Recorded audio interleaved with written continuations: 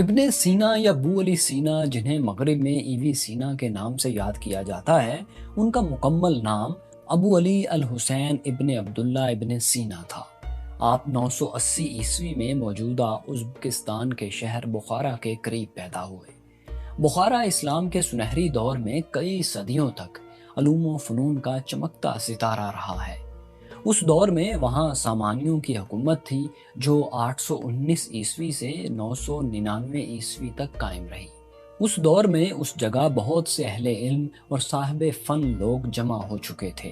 عظیم مسلمان سائنسدان الرازی اسی سلطنت میں موجود تھے، اور وہیں فارسی کے عظیم شاعر و شاہنامہ جیسے شاہکار کے خالق فردوسی بھی سامانی سلطنت ہی کے زیر سایہ تھے۔ یہ دور مسلمانوں کی سیاسی، ثقافتی، لسانی اور سائنسی اعتبار سے ایک بیداری کا دور تھا، جبکہ اسی دور میں یورپ جہالت اور تنزلی کے پرپیچ راستوں پر اپنے آپ کو گم کر بیٹھا تھا۔ سائنس اور فلسفے کے میدان میں جو چراغاں یونانی علماء اور فلسفی کر گئے تھے، اس کے بعد سے یورپ کے گلی کوچوں میں ایک گہرا اندھیرا سا چھایا ہوا تھا۔ ان کی علمی حالت زار کا اندازہ اس بات سے لگایا جا سکتا ہے کہ ایک دفعہ سر کے شدید درد سے بے حال ایک عورت کے علاج کے لیے اس کی پیشانی پر سلیب کی شکل میں کٹ لگا کر اس کے سر کو کھول دیا گیا، اور درد کو ختم کرنے کے لیے اندر نمک مل دیا گیا۔ اب یہ کہنا شاید بلا ضرورت ہے کہ اس کے بعد کیا۔ ابن سینا بچپن ہی سے نہایت ذہین تھے۔ 10 سال کی عمر تک پہنچتے پہنچتے انہوں نے پورا قرآن مجید حفظ کر لیا۔ ساتھ ساتھ دوسرے علوم کا سلسلہ بھی چلتا رہا۔ ان کی لیاقت کا یہ عالم تھا کہ بسا اوقات ان کے استاد بھی ان کے سوالوں کے جواب دینے سے قاصر رہتے تھے۔ قرآن کے ساتھ انہوں نے فقہ کی تعلیم بھی حاصل کی۔ اس کے علاوہ وہ فلسفہ اور ریاضی کے علوم میں بھی مہارت رکھتے تھے۔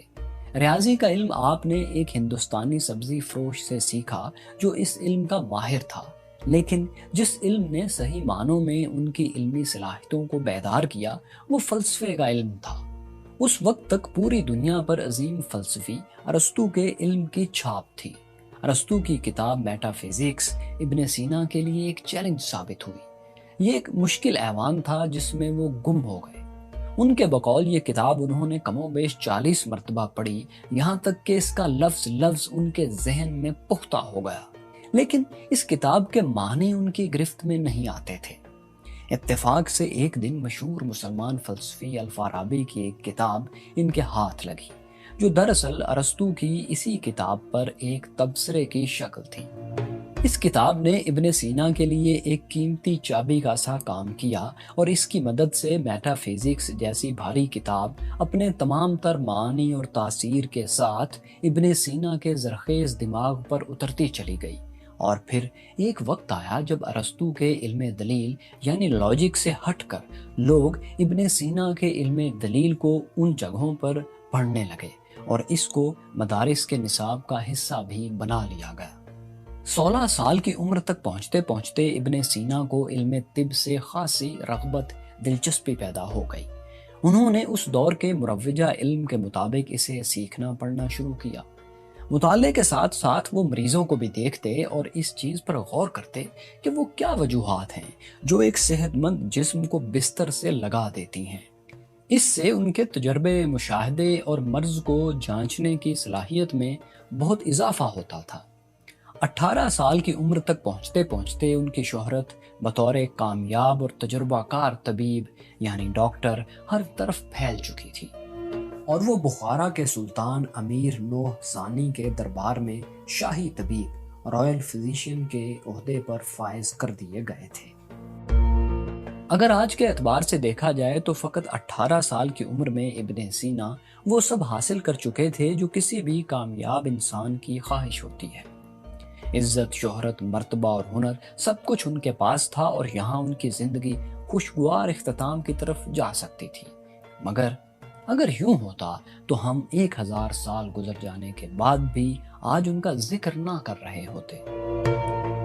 علم اور تحقیق کے راستے کی ایک حقیقت یہ بھی ہے کہ ابن سینا ہوں یا آئنسٹائن، 1000 سال پہلے کا زمانہ ہو یا آج کا 2020، اس راستے میں ہر تحقیق کرنے والے کو فنڈنگ اور ریسورسز کی بہت ضرورت ہوتی ہے، جس کے لیے کسی مضبوط ادارے یا حکمران کی سرپرستی بہرحال چاہیے ہوتی ہے، تاکہ بلا روک ٹوک اس قسم کا تحقیقی کام جاری رہ سکے۔ آج کل کے دور میں سیاسی اور سماجی ترقی کے باعث معاشرے میں کسی حد تک امن اور استحکام موجود ہے، مگر ابن سینا کے زمانے میں حالات بہت دگرگوں رہتے تھے، خراب رہتے تھے۔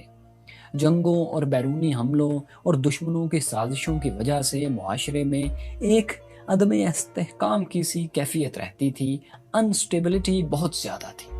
ایسے میں ایک مضبوط سرپرست کی ضرورت اور بھی زیادہ تھی۔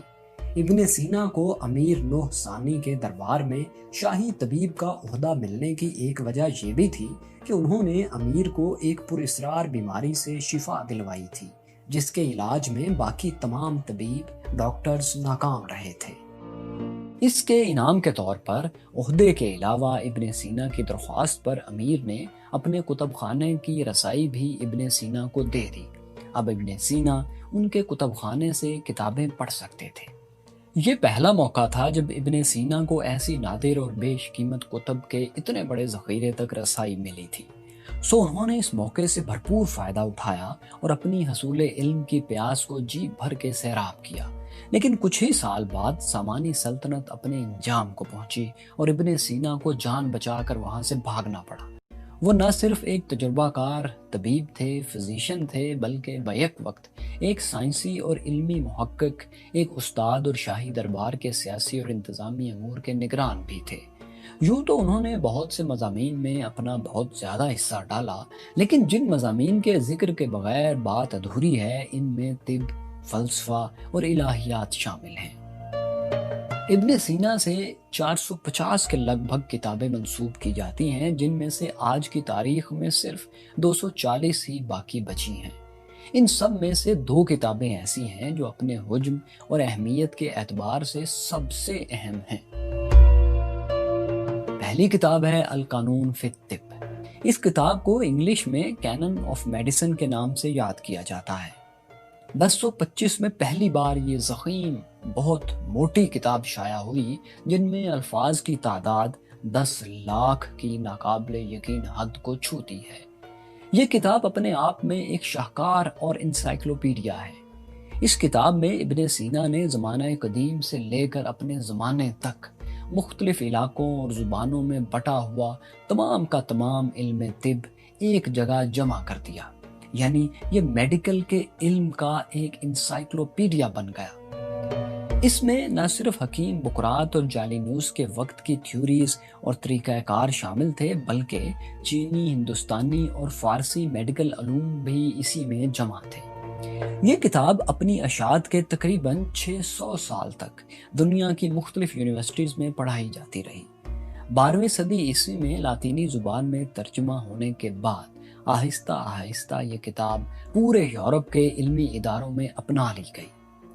القانون فی الطب 5 جلدوں میں شائع ہوئی۔ پہلی جلد میں اصول طب پر بات کی گئی ہے، یعنی جسم کس طرح کام کرتا ہے اور بیماری سے کیا ہوتا ہے۔ دوسری جلد میں ادویات بنانے کے 800 اجزاء اور ان کی خصوصیات کا تذکرہ ہے۔ تیسری جلد میں سر سے لے کر پاؤں تک ایک ایک عضو اور اس میں ہو سکنے والی بیماریوں کا ذکر ہے۔ چوتھی جلد میں ان بیماریوں پر بحث کی گئی ہے جو پورے انسانی جسم پر اثر انداز ہوتی ہیں، اور 5ویں جلد میں مرکب ادویات کا علم ہے، کمپاؤنڈ میڈیسنز کا۔